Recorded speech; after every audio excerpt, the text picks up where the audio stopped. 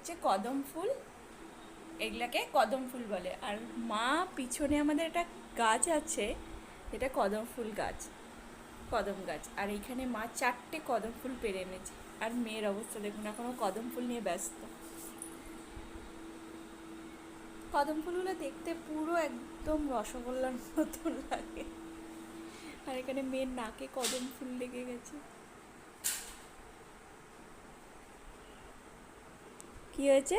আমার নাকটা কদম ফুলে গেছে। তোর নাকটাই কদম ফুল হয়ে গেছে? দেখি কদম ফুলগুলো। মাম্মা, মাম্মাম একটু দাও দেখি, দাও।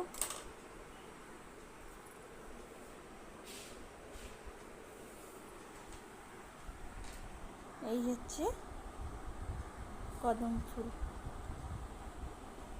কি মিষ্টি দেখতে না?